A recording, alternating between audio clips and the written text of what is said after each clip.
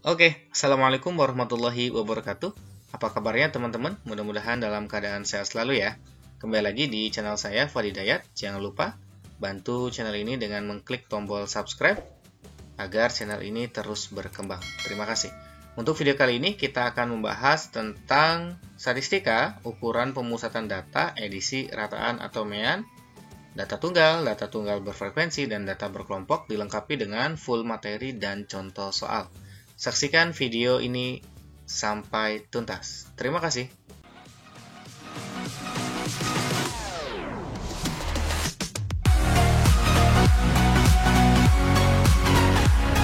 Ukuran pemusatan data. Dalam matematika, kita akan menemukan istilah mean, median, dan modus dalam penyajian data. Penyajian data merupakan hasil dari penelitian, pengamatan, atau observasi. Data yang diperoleh dari hasil pengamatan akan disusun dan disajikan dalam bentuk bilangan-bilangan pada sebuah diagram, daftar, tabel, dan hal tersebut dinamakan dengan statistik. Statistik adalah kesimpulan fakta berbentuk bilangan yang disusun dalam beragam bentuk untuk menggambarkan suatu hal maupun kejadian atau peristiwa. Statistik juga bisa melambangkan ukuran dari sekumpulan data dan wakil dari data tersebut. Ukuran pemusatan data adalah nilai yang diperoleh dari sekumpulan data yang dapat digunakan untuk mewakili seluruh data tersebut. Ukuran pemusatan data terdiri dari mean atau rata atau bisa disebut rata-rata ataupun rataan biasanya. Kemudian median dan modus. Tapi untuk video kali ini kita akan fokus ke mean atau rata-rata, rataan. Oke. Langsung saja kita ke rata-rata. Apa itu rata-rata? Nilai rata-rata adalah angka representasi, ini pengertian menurut statistik ya, atau bisa juga disebut sebagai mean dari suatu kelompok data yang mewakili data secara keseluruhan. Adapun rumusnya jika dibagi menurut data tadi ada 3 ya, data tunggal, data berfrekuensi, kemudian ada data kelompok. Kita akan bahas satu-satu. Jadi kita akan punya rumus 3. Sesuai dengan jenis datanya. Ada apa aja? Yang pertama data tunggal berfrekuensi, yang kedua, yang ketiga adalah data berkelompok.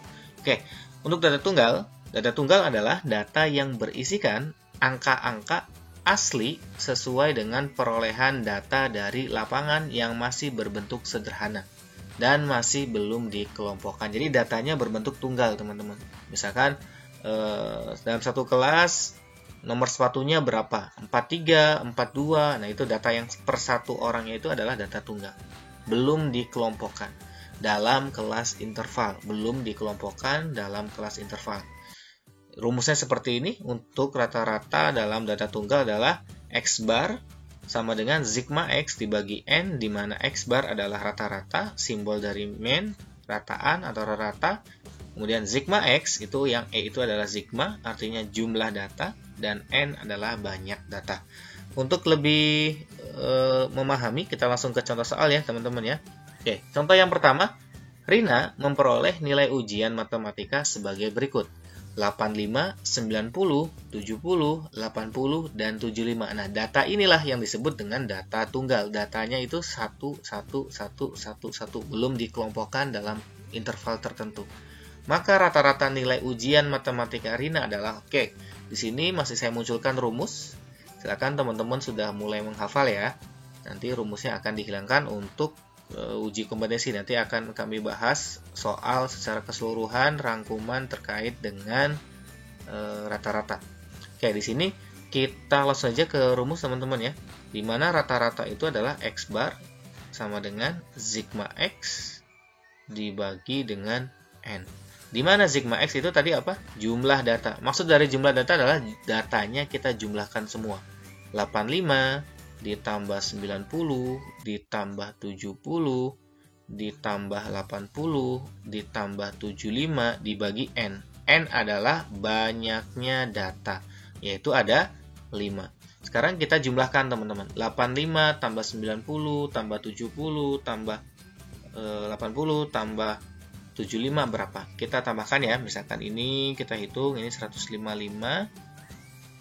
Cari yang pas-pas aja teman-teman, ini juga 155 ya. Kemudian ditambah dengan 90, berarti ini adalah 310 tambah 90 berarti 400. Oke, maka ini 400 dibagi dengan 5. Maka rata-ratanya adalah 80. Bisa dipahami teman-teman ya. Sigma X dibagi N untuk data tunggal. Oke, contoh yang kedua, matematika itu seperti biasa. Ketika mempunyai rumus bisa dibolak-balik ya. Jadi kadang rumusnya yang ditanyakan, kadang rumusnya yang diketahui. Oke, di sini kita balik. Rata-rata nilai ujian Ahmad adalah 82. Jadi rata-rata sudah diketahui teman-teman. Sementara nilai ujian yang ia peroleh adalah 88, P, 80, 90, dan 76. Maka nilai P adalah, oke, kita mulai dari rumus rata-rata ya. Mulai dari rumus rata-rata. Karena di sini rata-ratanya sudah diketahui. Maka kita tuliskan X bar, rata-rata ya. Sigma X dibagi N. Rata-ratanya kita kerjakan ke bawah teman-teman. Terus ke bawah secara sistematis. Rata-ratanya adalah sudah diketahui 82. Kemudian ini sama dengan. Sigma X-nya adalah, maka kita tambahkan saja. 88 ditambah P ditambah 80 ditambah 90 ditambah 76. Dibagi, datanya ada berapa? Sama ada 5 ya. Ini contoh saja, nanti kita akan ada latihan secara lengkap. Oke, kemudian 5 pindah ruas, maka berubah menjadi kali, menjadi 82 dikali 5. Kemudian yang ini kita jumlahkan, 88 tambah 80 adalah 168, 90 tambah 76 adalah 166. Kita jumlahkan 8 tambah 6, 14, tambah 1, ini 13, jadi ini 334. Maka 334 ditambah P, masih ada P di sini, dibagi 5. Oke, 5-nya udah pindah ya, jadi nggak usah ditulis lagi, karena udah pindah di sini. Oke, kita pindah ke sini. 82 dikali 5 adalah 410, sama dengan 334 ditambah P. Maka P-nya adalah 410 dikurangi 334, yaitu sama dengan berapa teman-teman? 400 saja dibagi dengan 334 dikurang 334, misalkan 10 kurangi 4 itu berarti di sini 6, minjem ya. Kemudian minjem lagi 10, 7. Oke, jadi 76. 7 teman-teman ya. Jadi untuk P jawabannya adalah 76. Seperti itu. Oke, mudah-mudahan bisa dipahami. Jadi rata-rata untuk data tunggal rumusnya apa? Kita ulangi. X bar rata-rata adalah sigma X dibagi N. Ini untuk data tunggal. Oke, kita lanjut untuk data tunggal berfrekuensi. Data tunggal berfrekuensi itu apa? Data tunggal dengan frekuensi. Tadi tinggal dijabarkan data tunggal itu apa ya? Tinggal ditambah dengan frekuensi. Rumusnya gimana? Rumusnya sedikit berbeda teman-teman, tapi konsepnya sama. Intinya jumlah data dibagi dengan banyaknya data. Oke, rumusnya adalah X bar sama dengan sigma Fx dibagi sigma F, di mana X bar adalah rata-rata, sudah tahu tadi ya. Sigma Fx adalah jumlah perkalian antara data, di mana X-nya itu data, dikali dengan frekuensinya. Sigma F adalah jumlah frekuensi data. Oke, kita lanjut ke latihan soal. Contoh yang pertama, rata-rata dari data berikut adalah, oke, ini rumusnya seperti biasa masih kami munculkan. Oke, maka rata-ratanya adalah kita tuliskan. Silakan teman-teman harus mulai menghafal untuk data tunggal berfrekuensi adalah sigma Fx dibagi dengan sigma F. Sigma Fx artinya apa? Data, tadi ya, data, jumlah perkalian antara data dengan frekuensinya. Jadi datanya dikali dengan frekuensi. Jadi nilai 6 dikali dengan ada berapa frekuensinya? 4. Sebetulnya data tunggal berfrekuensi adalah data tunggal, teman-teman ya, sesuai namanya. Jadi saya boleh menuliskan 64 itu artinya 6, 6, 6, 6, seperti itu ya. 6-nya ada 4. Tetapi disederhanakan dalam bentuk frekuensi, di 6-nya ada 4 seperti itu. Jadi 6 kali 4 ditambah 7 kali 5 ditambah 8 kali 7 ditambah 9 kali 3 ditambah 10 kali 1 dibagi jumlah frekuensi. Ingat, bukan jumlah tabel 1, 2, 3, 4, 5, bukan. Tapi frekuensinya dijumlahkan, yaitu 4 ditambah 5 ditambah 7, ditambah 3, ditambah 1, seperti itu. Kita hitung, 6 kali 4, 24, 7 kali 5, 35, 8 kali 7, 56, 9 kali 3, 27, dan 10 kali 1, 10. dibagi atau per dari seluruh frekuensinya adalah 20. Oke, kita akan hitung di sini jumlahnya berapa teman-teman ya. Kita hitung pelan-pelan aja. 24 tambah 35 kita hitung bersama, yaitu 59, kemudian ditambah 56, kemudian ditambah dengan ini 37. Oke, 9 tambah 6 15, 15 tambah 7 itu 22, masih 2 di sini. 10, 15, 152. Oke, maka di sini 152 per 20. Kita bagi 20 atau kita perkecil dulu juga boleh, teman-teman. Misalkan bagi 2 dulu, boleh. Maka di sini adalah 76 bagi 10. Maka rata-ratanya adalah 7,6. Seperti itu ya. Bisa dipahami ya, hampir sama dengan data tunggal. Oke, kalau data tunggal berfrekuensi tinggal dikali dengan frekuensinya saja. Oke, mudah-mudahan bisa dipahami. Contoh yang kedua, perhatikan tabel berikut. Jika rata-rata data di atas adalah 8, maka P adalah, oke, seperti biasa. Jika rata-ratanya diketahui, maka kita mulai dari rumus rata-rata. Kita mulai dari sebelah sini aja ya, biar agak lega. Rata-rata, karena ini data tunggal berfrekuensi, maka rumusnya adalah sigma Fx dibagi sigma F. Rata-ratanya kita ke bawah mengerjakannya, teman-teman. Rata-ratanya sudah ada 8. Sigma Fx, maka 6 dikali 2 ini ya. 6 kali 2, karena kita sudah tahu, kita langsung hitung aja ya. 12, oke. Dari mana 12? 6 kali 2, ditambah 7 kali P, maka 7P. Ditambah 8 kali 4 itu 32. Kita lihat ke tabel sini, teman-teman ya. 9 kali 3 itu 27, ditambah 10 kali 2 itu 20, dibagi dengan banyaknya frekuensi, yaitu berarti sama kayak tadi, 4 tambah 5, berarti ini 2 tambah P tambah 4 tambah 3 tambah 2. Maka karena ada P, kita tidak bisa menjumlahkannya, kita angkanya saja yang lain, 2, 4, 6, 6 tambah 3 itu 9, 9 tambah 2, 11. Maka di sini 11 tambah P, atau P tambah 11 boleh. Kemudian kita pindah ruaskan 11 tambah P ke sini menjadi perkalian, menjadi 8 dalam kurung 11 tambah P dikali ya dalam kurung, sama dengan kita hitung yang kita bisa hitung yaitu angka 12, 32, 27 dan 20. 12 ditambah 32 adalah 44, 27 tambah 20 adalah 47, maka kita tambahkan 91. Maka di sini 7P ditambah 91. Kita kali 8-nya, tadi setelah pindah ruas, maka 8 kali 11 adalah 88, kemudian kita kali ke belakang juga, 8P sama dengan 7P ditambah dengan 91. Kemudian 8P, 7P-nya pindah negatif 7P sama dengan 91, 88 pindah kurangi 88, maka 8P dikurang 7P adalah P sama dengan 91 kurang 88 adalah 3. Jadi P-nya adalah 3. Oke, jadi itulah dua contoh yang mudah-mudahan cukup mewakili soal tentang rata-rata data tunggal berfrekuensi. Mudah-mudahan bisa dipahami ya. Jangan lupa bantu klik tombol subscribe dan like-nya agar channel ini terus berkembang. Terima kasih. Kemudian yang terakhir adalah data berkelompok. Data berkelompok adalah data yang tersusun dalam bentuk kelas interval. Jadi di sini ada, saya garis bawahi teman-teman, ada kelas interval.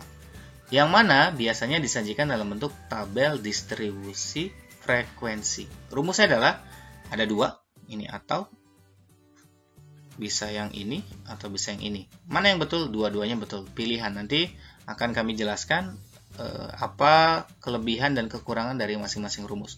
Untuk rumus yang pertama adalah X bar sama dengan sigma F kali XI per sigma F, di mana X bar adalah rata-rata tadi sudah, XI adalah nilai tengah dari suatu kelas, kemudian sigma F XI adalah jumlah hasil kali nilai tengah dengan frekuensinya, sigma F adalah jumlah frekuensi data. Kemudian ini yang kuning, X bar sama dengan X bar S ditambah sigma FDI dibagi sigma F. X bar rata-rata, X bar S adalah rata-rata sementara atau rata-rata dugaan, DI adalah data nilai tengah dikurangi dengan rata-rata sementara, kemudian sigma F XDI adalah jumlah hasil DI, hasil kali ya, ini hasil kali hasil kali DI dengan frekuensinya, sigma F jumlah frekuensi data. Oke, untuk lebih jelas mungkin kita akan langsung ke contoh soal. Contoh 1, perhatikan tabel berikut. Nilai 61 sampai 70, 71 sampai 80, 81 sampai 90, 91 sampai 100. Nah, inilah yang disebut dengan ini teman-teman, kelas interval ya. Mana kelas interval? Kelas interval adalah ini. 61 sampai 70 adalah kelas yang pertama. Interval dari 61 sampai 70 itu ada 4 orang. Nah, 4 orang di sini kita tidak mengetahui apakah dia 61, 62, 65, 67 atau 70. Yang penting dia itu ada di interval ini. Itu ya, paham ya, kelas interval. Jadi tabelnya itu berbentuk data berkelompok dalam kelas interval. 61 sampai 70 ada 4 orang, 71 sampai 80 ada 7 orang, 81 sampai 90 ada 6 orang, 91 sampai 100 ada 3 orang. Tentukan rata-rata dari data di atas. Kita menggunakan rumus yang mana? Oke, kita akan munculkan semua rumusnya. Nanti teman-teman silakan memilih. Teman-teman lebih suka menggunakan rumus yang mana untuk soal ini. Oke, di sini kita memerlukan data nilai tengah dan fxi untuk rumus yang pertama. Ini kan rumus yang pertama ini teman-teman ya, yaitu x bar sama dengan sigma fxi, maka kita butuh xi, nilai tengah. Apa itu nilai tengah? Nilai tengah adalah nilai tengah dari interval kelas 61 sampai 70. Itu nilai tengahnya berapa? Mediannya. Nanti akan kita bahas lebih lanjut tentang median. Nilai tengah itu adalah median. Contoh 61, 62, 63, ini kan interval 61 sampai 70. 64, 65, 66, 67, 68, 69, 70.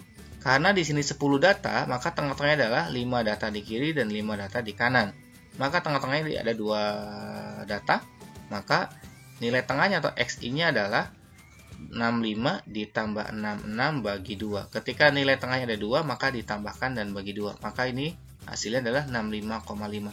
Bagaimana kalau nilai tengahnya hanya 1? Maka itulah nilai tengahnya. Misalkan data itu 1, 2, 3, 4, 5. Maka nilai tengahnya adalah jelas 3. Maka tidak perlu ditambah, tidak perlu dibagi 2. Langsung nilai tengahnya ada 3. Ini khusus yang nilai tengahnya itu ada 2 atau untuk data yang genap. Seperti itu ya, perbedaan antara data genap dan data ganjil untuk mencari nilai tengah. Kalau nilai tengah data ganjil itu langsung. Kalau data genap itu ada 2 pasti, maka ditambahkan dibagi 2. Maka di sini nilai tengahnya adalah 65,5. Karena setiap kelasnya itu perbedaannya adalah 10, maka nilai tengah juga pasti 10. Perbedaan, maka kita langsung saja, nggak usah menyari, langsung kita tambah 5 saja. Kalau rentang kelasnya perbedaannya adalah 5, maka nilai tengah juga tinggal ditambah 5 gitu ya. Teman-teman bisa dipahami ya. Maka ini berapa? Langsung tambah 10? Oke, sip. Betul. Tambah 5,5 dan ini 95,5. Kemudian di sini karena rumusnya adalah xi kali f, maka kita butuh, atau f kali xi, maka kita butuh f kali xi yang ini. F frekuensi dengan nilai tengahnya kita kalikan. Maka kita butuhkan operasi atau hasil dari perkalian frekuensi dengan nilai tengah. Berapa teman-teman? 4 dikali dengan 65,5. Nah, ini salah satu kelemahan dari rumus yang pertama. Kelemahannya apa? Kelemahannya adalah datanya, nilainya adalah cukup relatif besar. Nanti untuk keunggulan yang rumus yang kedua, itu adalah datanya, nilainya relatif kecil tapi ada kekurangannya. Kekurangannya adalah tabelnya bertambah banyak, seperti itu. Jadi setiap rumus nanti akan punya kelebihan dan kekurangan masing-masing. Oke, berapa teman-teman? Untuk 65,5 dikali dengan 4. Oke, betul ya? 65,5 kali 4 adalah 262. Oke, lanjut. Kemudian 7 dikali dengan 75,5. Oke, di sini 528,5. Kemudian 85,5 dikali dengan 6, yaitu 513. Kemudian 95 dikali dengan 3, yaitu 286,5. Karena di sini rumus adalah sigma itu artinya jumlah, maka kita akan menjumlahkan dari fx ini. Kita jumlahkan 262 ditambah dengan 528,5 ditambah dengan 513 ditambah dengan 286,5. Menghasilkan berapa teman-teman? Jangan biasakan pakai kalkulator ya. Silakan untuk menghitung manual agar nanti terbiasa saat ulangan itu pede dengan hitungan-hitungan yang banyak seperti itu. Oke, kemudian kita butuhkan juga ini sigma fx sudah selesai. Caranya tadi teman-teman, xi nilai tengah, kemudian fxi adalah perkalian dari f dengan xi, kemudian kita jumlahkan, dan kita juga butuh dengan sigma frekuensi, yaitu frekuensinya kita jumlahkan yang ini. Frekuensinya kita jumlahkan adalah 20. Maka rata-ratanya adalah untuk tabel yang pertama adalah sesuai rumusnya sigma fxi dibagi dengan sigma f sama dengan 1590 dibagi dengan 20 menghasilkan berapa teman-teman? 79,5. Jadi rataan atau rata-rata untuk data ini adalah 79,5. Oke, sekarang kita gunakan cara yang kedua, yaitu rata-rata sama dengan rata-rata sementara ditambah sigma fdi dibagi sigma f. Oke, di sini tadi terasa teman-teman ya, tambahan kolomnya sedikit. Maksudnya sedikit gimana? Kan tadi soalnya kolomnya ada 2. Ini 2 yang awal. Kita hanya menambahkan 1 kolom, 2 kolom, yaitu 2 kolom. Tapi nilainya besar, yaitu nilainya 200 sampai 1000 totalnya. Kita bandingkan dengan rumus yang kedua nanti. Kebalikannya. Tambahan kolom banyak, banyaknya itu adalah perbedaannya plus 1 saja. Jadi kalau ini 2 nanti tambahnya 3, tapi nilainya kecil. Oke, kita akan buktikan ya. Oke, untuk cara yang kedua kita butuh tabelnya seperti ini teman-teman. Kita butuhnya 3 kolom tambahan. Oke, maka di sini kekurangannya adalah tambahan kolomnya banyak. Ini yang merah kekurangan, yang hijau adalah kelebihan. Jadi silakan teman-teman untuk menentukan enaknya pakai rumus yang mana. Kalau simple mungkin ini, kolomnya sedikit. Tapi kalau simple secara perhitungan, mungkin ini simple secara rumus ya. Kalau simple secara perhitungan nilainya kecil pakai yang ini. Kita cek ya. Nilai tengah pasti sama. Tadi nilai tengah itu ini, tengah-tengahnya 65,5, 75,5, 85,5, 95,5. Sigma F juga sama 20 ya. Frekuensinya dijumlahkan. Oke, sekarang DI. Sebelum kita mencari DI, teman-teman, kita harus menentukan dulu rata-rata sementaranya. Rata-rata dugaan kita. Rata-rata dugaan, rata-rata sementara. Siapa yang menentukan? Kita sendiri teman-teman. Sebetulnya bebas, tapi biasanya rata-rata itu, rata-rata dugaan adalah rata-rata dari frekuensi yang paling banyak. Ini kan rata-ratanya 7 nih. Mohon maaf, frekuensinya 7. Maka rata-rata sementaranya adalah ini. Ini sebagai rata-rata sementara kita pilih. Boleh nggak yang lain? Boleh, silahkan. Silahkan buktikan rata-rata sementaranya pilih yang ini atau yang ini atau yang ini tadi udah ya atau yang ini. Nanti hasilnya akan sama. Tapi biasanya itu nilai yang ada di tengah atau nilai yang frekuensinya paling banyak. Kalaupun bukan itu boleh sama aja. Oke, bisa dipahami ya. Jadi untuk rataan sementara itu sebetulnya bebas. Bebas milih yang mana, tapi disarankan milih yang tengah dengan frekuensi yang paling banyak. Oke. Lanjut, DI adalah nilai tengah dikurangi dengan rata-rata sementara. 65,5 yang ini untuk yang pertama, 65,5 dikurangi rata sementara adalah 75,5, maka di sini negatif 10. Oke ya. Kemudian ini data nilai tengah adalah 75,5. Rata-rata sementaranya dia sendiri, maka di sini adalah 0. Yang ini 85,5 dikurangi ini, jadi semuanya dikurangi ke sini ya. 85,5 adalah 10, kurangi 75,5, kemudian ini adalah 20. Oke. Kemudian F kali DI. Ini paham teman-teman ya, mencari DI paham ya. Jadi data yaitu 65 dikurangi dengan rata-rata sementara. Siapa yang memilih rata-rata sementara? Kita sendiri. Bebas. Oke. Kemudian F kali DI. Mana F-nya? F-nya ini, DI-nya ini. Jadi kolom yang F dikali dengan kolom yang DI. 4 kali negatif 10, negatif 40. 7 kali 0 adalah 0. 6 kali 10, 60. 3 kali 20 adalah 60. Nah, ini yang saya sebut nilainya kecil. Lihat, nilainya tidak sampai ratusan. Bahkan ketika dijumlahkan, ini 60 tambah 60, ini kan sigma. Sama, kita butuh dengan sigma. Jumlah dari FDI. FDI-nya kita jumlahkan semuanya. 60 tambah 60, 120. 120 kurangi 40 adalah 80. Oke, paham teman-teman ya? Nilainya kecil, lihat, bandingkan dengan yang ini, 1000. Apalagi misalkan datanya adalah tinggi badan, 150 ke atas, ini pasti makin besar nilai dari fx-nya. Oke, kita lanjutkan. Rumusnya kalau kita menggunakan rata sementara adalah rata-rata sementara ditambah dengan sigma FDI dibagi dengan sigma F. Di mana rata-rata sementara tadi kita yang pilih sendiri siapa? 75,5. Harus ingat ya, tadi yang ini yang kita pilih.